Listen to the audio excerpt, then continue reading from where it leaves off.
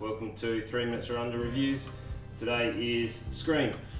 My biggest issue is why didn't they just call this Scream 5? It's Scream 5, it's the 5th movie, instead they've just called it Scream, which makes it extremely confusing. The film is directed by the guy that did Ready or Not. Scream brings in some new faces and also brings back some old faces.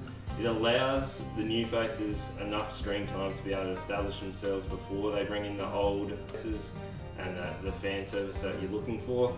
Really good to see the start where it is self-aware. It actually makes some jokes back to the original movies, which is actually quite humorous. And it's really good to see a person in a horror film actually fight back, where instead of just trying to run away and escape, they actually throw a couple of hits in and actually make it a bit more realistic before the killer just sort of starts stabbing away at them.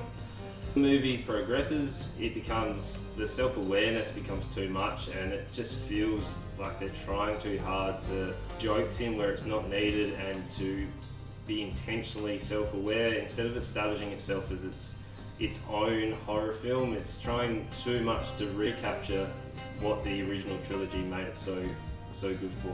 As the movie goes on, the self-awareness actually becomes a hindrance, so it tries really hard to make it for today's audience. So it tries to drop in jokes of like Netflix, and then it tries to also bring in how people today would sort of feel and what made the original movie with the 90s friendship group actually interacting. That's how they would talk, but they tried too hard to actually capture what today's sort of younger people would actually be talking like, which it just feels there's something really awkward, like really stagnant about it, and it also makes lots and lots of references to the horror scene tropes.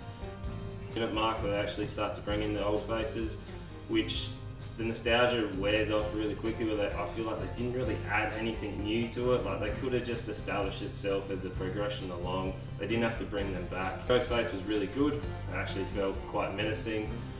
The weird reference of you need to shoot him in the head or they keep coming back seem to play in far too often.